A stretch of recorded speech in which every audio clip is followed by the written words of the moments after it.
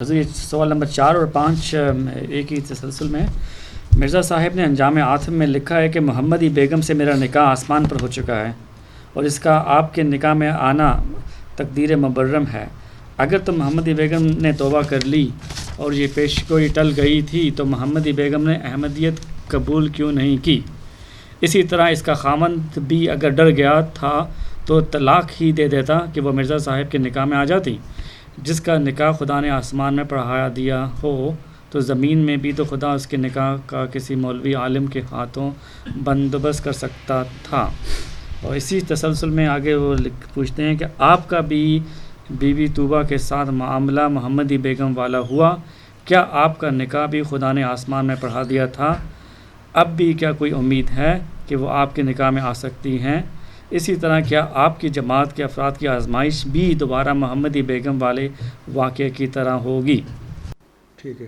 جس طرح یہ جو سوال نمبر 4 ہے نا، اس حصے میں بتاتا ہوں کہ یہ جو سوال کیا گیا ہے، مرزا احمد بیگ کی وفات جو تھی وہ اس پوری فیملی کو اس پہ روب پڑ گیا. وہ ڈر گیا. دل میں انہوں نے کیا معافی مانگی اللہ سے، کیا کیا وہ توبہ کرتے رہے. انسانوں کو نہیں پتہ، اللہ کو علم ہے کہ یہ کیا ہوا. یہ وہ وجہ بنی اس پیشگوئی کو، اللہ تعالیٰ نے اس کی وجہ سے ان کی توبہ استغفار جو کی انہوں نے، اس سے پھر یہ پیشگوئی ٹل گئی. دوسری بات یہ ہے، جو سوال کیا گیا ہے کہ وہ ہدایت پا جاتی، وہ احمدیت میں داخل ہو جاتی. بات یہ ہے کہ ہدایت ہے ہی اللہ کے ہاتھ میں. اور محمد صلی اللہ علیہ وسلم کو مخاطب کر کے اللہ قرآن کریم میں فرماتا ہے کہ اے محمد، تو جو میں کہتا ہوں یہ بیان کر دے، ان کو بتا دیا کر. تو ہدایت نہیں دے سکتا ان کو، ہدایت میرے ہاتھ میں ہے. تو بات یہ ہے کہ جب ہدایت اللہ کے ہاتھ میں ہے، ہدایت کس کو دینی ہے؟ یہ تو معاملہ ہی اللہ کا ہے. اللہ کی دلوں پہ نظر ہے.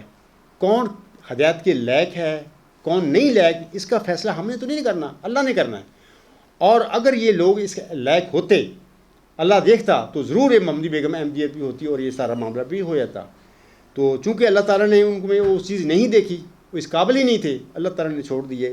باہر وہ پیشگوئی جو تھی ظاہری طور پر ایک قسم کی اللہ تعالیٰ نے وہ ٹلا دی.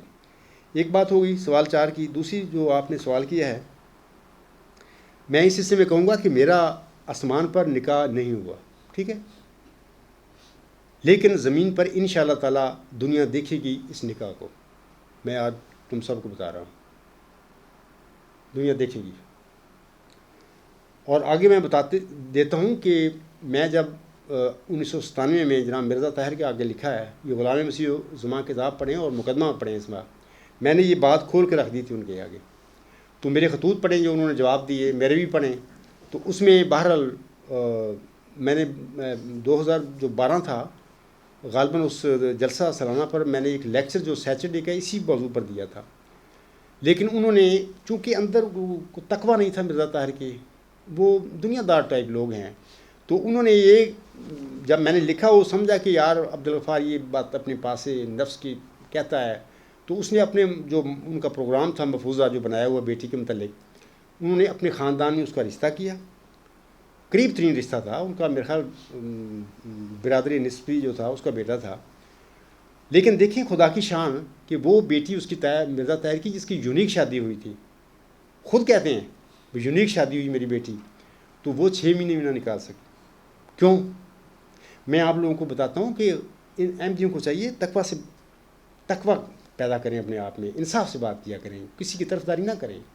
میں آپ لوگوں کو بتاتا ہوں کہ اگر وہ میری نفس کی بات ہوتی تو مرزا طاہر کی خواہ 3 بڑی بیٹیاں واپس آ جاتی ان کی زندگی میں، یہ نہ آتی، یہ آباد ہوتی گھر میں اس میں جہاں پہ اس نے بھیجی تھی. لیکن عجیب اتفاق کہ 3 بڑی بیٹیاں اس کی زندگی میں واپس نہیں آئیں. کوئی کسی کو طلاق نہیں ملی. اس بیٹی کو چھوٹی کو جس کے متعلق میں خبر بتائی تھی، وہ 6 مہینے بھی نہ نکالے. اپنے رشتہ داروں میں شادی تھی، یہ بھی نہیں کوئی غیروں میں کی تھی، بھی وہاں پہ کوئی وجہ بن گئی، واپس آئی. مرزا طاہر اگر اس میں تقویٰ ہوتا ہے، انصاف ہوتا، تو سمجھ جاتا کہ یار یہ میرے ساتھ کیا ہوا ہے. اس کی وجہ سے وہ بیمار ہوا، 3 ہفتے اس نے نماز نہیں پڑھائی جا کے مسجد میں جا کر. لیکن اس کے باوجود پھر مغل تھا نا شہزادہ، ضد پہ کڑا رہا کہ میں کیوں اس بندے معمولی سے انسان، میں اس کو کیا جانتا ہوں. پھر اس کو تجربے کرتا رہا. اس نے اپنی بیٹی کی 2nd میرج کی. 2nd میرج جب نکاح ہوا تو لیکن یہ جماعت احمدیہ قادیان وہ ویڈیو نہیں دیں گے آپ کو، دیکھیں اس کو، ویڈیو کو دیکھیں، اس کا چہرہ دیکھیں مرزا طاہر احمد کا. اس کو پتہ تھا اس کے ذہن میں کیا چل رہا تھا کہ یہ کیا لوگ اس وقت لا علم تھے ان باتوں کے، میرے پابند تھا کہ میں نام ان باتوں کروں، کیونکہ اللہ اجازت دیتا تو میں کھولنا تھا۔ مرزا طاہر کو سب باتوں کو پتا تھا، میرے مقدمے کا، میرے دعوے کا، اور اپنی بیٹی کا بھی کیا ہوا۔ تو جب وہ نکاح ہو رہا تھا، وہ جو فارم نکاح کا پڑھنے والا، اس نے اس کا نام جو اصل اس کا نام ہے اس نے وہ پڑھ دیا عطیت المجید۔ تو مرزا طاہر بڑی شرمندگی اس کے چہرے پہ ہے، وہ کہتا ہے کہ اس کا نام عطیت المجید تو نہیں، عطیت الحبیب ہے۔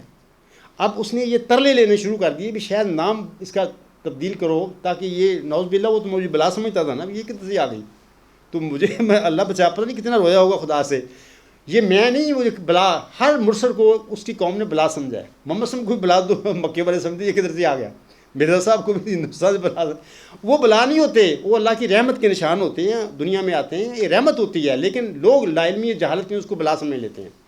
ایسے ہی بدنی کیا وہ کرتا رہا، باہر وہ شرمندہ ہے۔ اگر کبھی زندگی میں جو نکاح ثانی ہوا ہے اس کا عطیت المجید کا، وہ دیکھیں، اس کا چہرہ دیکھیں مرزا طاہر کا، یہ جو میں باتیں کرتا ہوں اب دعویٰ میرا ہوا، تب تمہیں سمجھ آئے گی کہ وہ یہ واقعہ کیا ہو رہا تھا، وہ خلیفہ صاحب کا چہرہ بتائے گا۔ تو یہ باتیں ہیں، میں سمجھتا ہوں کہ اگر یہ نفس میری کی باتیں ہوتی، عطیت المجید کبھی واپس نہ آتی، بے شک اس کی تینوں بڑی بیٹیاں واپس آ جاتی۔ یہ میری سچائی کے ایک نشان تھا اور ہے، لیکن متقیوں کے لیے جن کے اندر تقوی ہی نہیں ہے، گند بھرا ہوا ہے تعصب کا، عصبیت کا، ان کو میں کیا کوئی نہیں سمجھا سکتا۔ میں یہ بھی کہتا ہوں، غالباً میں نے یہ بات 2012 میں جلسہ سالانہ میں کہی تھی کہ اگر مرزا احمد بیگ کی بیٹی کے ساتھ یہ ہو جاتا تو شاید وہ ڈر جاتا اور یہ جو خدائی بات تھی وہ پوری کر دیتا، اور وہ شادی ضرور وہ پوری کرتا جیسے مرزا صاحب کی پیش ہوئی تھی۔ یہ مرزا طاہر تھا، ڈٹ گیا۔ لیکن میں آپ لوگوں کو بتا رہا ہوں آج کہ میرا آسمان پر نکاح بہرحال نہیں ہوا، میں نہ کہتا ہوں، لیکن انشاءاللہ تعالیٰ یہ نکاح دنیا میں ہوگا، لوگ دیکھیں گے اس کو۔ نعرہ تکبیر، اللہ اکبر۔